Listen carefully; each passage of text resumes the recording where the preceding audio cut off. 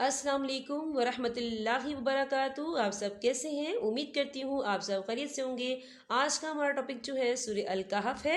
آج ہم سورہ الکہف کی آیت نمبر 1 سے لے کر آیت نمبر 17 تک بامحاورہ ترجمے کے ساتھ پڑھیں گے۔ چلے آئیے شروع کرتے ہیں۔ شروع کرتی ہوں اللہ تعالیٰ کے نام سے جو بڑا مہربان نہایت رحم والا ہے۔ تمام تعریف اللہ کی ہے جس نے اپنے بندے پر کتاب نازل کی اور اس میں کسی قسم کی کوئی خامی نہیں رکھی۔ ایک سیدھی سیدھی کتاب جو اس نے اس لیے نازل کی ہے کہ لوگوں کو اپنی طرف سے ایک سخت عذاب سے آگاہ کرے، اور جو مومن نیک عمل کرتے ہیں ان کو خوشخبری دے کہ ان کو بہترین اجر ملنے والا ہے جس میں وہ ہمیشہ ہمیشہ رہیں گے، اور تاکہ ان لوگوں کو متنبع کرے جو یہ کہتے ہیں کہ اللہ نے کوئی بیٹا بنا رکھا ہے۔ اس بات کا کوئی علمی ثبوت نہ خود ان کے پاس ہے نہ ان کے باپ دادوں کے پاس تھا۔ بڑی سنگین بات ہے جو ان کے منہ سے نکل رہی ہے۔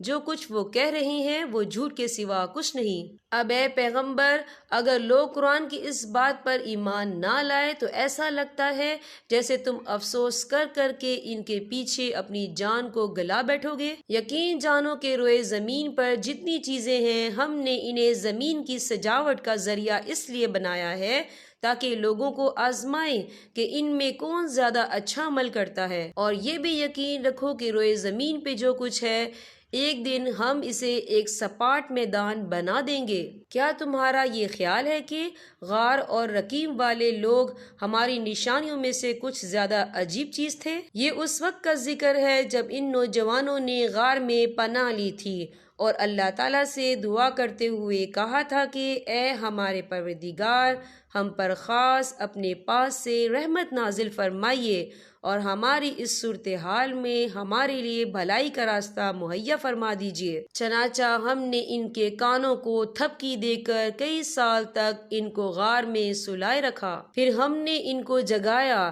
تاکہ یہ دیکھیں کہ ان کے دو گروہوں میں سے کون سا گروہ اپنے سوئے رہنے کی مدت کا زیادہ صحیح شمار کرتا ہے۔ ہم تمہارے سامنے ان کا واقعہ ٹھیک ٹھیک بیان کرتے ہیں۔ یہ کچھ نوجوان تھے جو اپنے پروردگار پر ایمان لائے تھے، اور ہم نے ان کو ہدایت میں خوب ترقی دی تھی، اور ہم نے ان کے دل خوب مضبوط کر دیے تھے۔ یہ اس وقت کا ذکر ہے جب وہ اٹھے اور انہوں نے کہا کہ ہمارا پروردگار وہ ہے جو تمام آسمانوں اور زمین کا مالک ہے، ہم اس کے سوا کسی کو معبود بنا کر ہرگز نہیں پکاریں گے۔ اگر ہم ایسا کریں گے تو ہم یقیناً انتہائی لغو بات کہیں گے۔ یہ ہماری قوم کے لوگ ہیں جنہوں نے اس پروردگار کو چھوڑ کر دوسرے معبود بنا رکھے ہیں۔ اگر ان کا عقیدہ صحیح ہے تو وہ اپنے معبودوں کے ثبوت میں کوئی واضح دلیل کیوں پیش نہیں کرتے؟